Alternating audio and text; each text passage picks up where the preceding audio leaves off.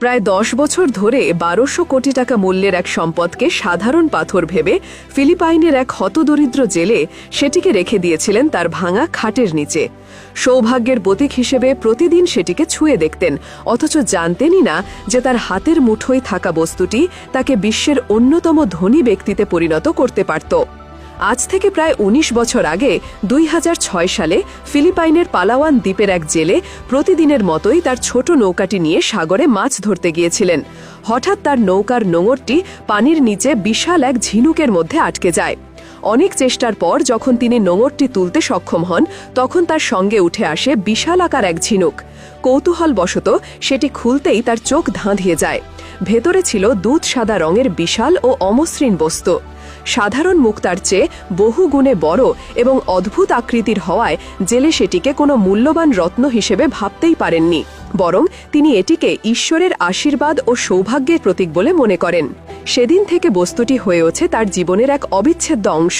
তিনি সেটিকে পরম যত্নে নিজের ছোট্ট কাছের ঘরে নিয়ে আসেন এবং বিছানার নিচে রেখে দেন।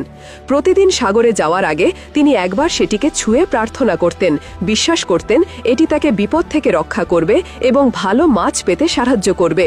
এভাবেই কেটে যায় দীর্ঘ 10টি বছর। সম্পদের পাহাড়ে ঘুমিয়েও তিনি ছিলেন কপর্দক শূন্য।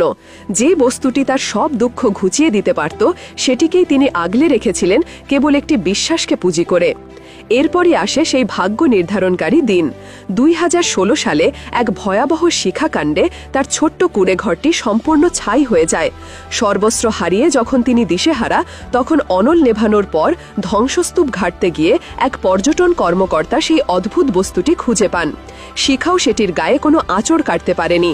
বস্তুটির ওজন এবং চেহারায় সন্দেহ হওয়ায় তিনি সেটিকে পরীক্ষার জন্য স্থানীয় প্রশাসনের কাছে জমা দেন। এরপর যা ঘটল তা এক কথায় অবিশ্বাস্য।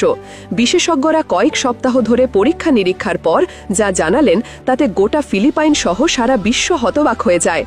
এটি পৃথিবীর বুকে খুঁজে পাওয়া এখন পর্যন্ত সবচেয়ে বড় প্রাকৃতিক মুক্তা। এর ওজন 34 কেজি এবং আন্তর্জাতিক বাজারে এর আনুমানিক মূল্য প্রায় 100 মিলিয়ন মার্কিন ডলার, যা বাংলাদেশি টাকায় 1200 কোটিরও বেশি। এই খবর ছড়িয়ে পড়তেই সেই নাম না জানা জেলে রাতারাতি কিংবদন্তিতে পরিণত হন। ফিলিপাইন সরকার মুক্তাটিকে দেশের জাতীয় সম্পদ হিসেবে ঘোষণা করে এবং সেটিকে শহরের পর্যটন কেন্দ্রে প্রদর্শনের জন্য রেখে দেয়। এর আনুষ্ঠানিক নাম দেওয়া হয় পুয়ের্তো প্রিন্সেসার মুক্তা। যে জেলে 10 বছর ধরে এই অমূল্য রত্নকে আগলে রেখেছিলেন, সরকার তাকে বিশাল অঙ্কের পুরস্কার দিয়ে তার অবদানের স্বীকৃতি জানায়। তবে নিরাপত্তার স্বার্থে ফিলিপাইন প্রশাসন সেই জেলের নাম বা পরিচয় কখনো জনসম্মুখে প্রকাশ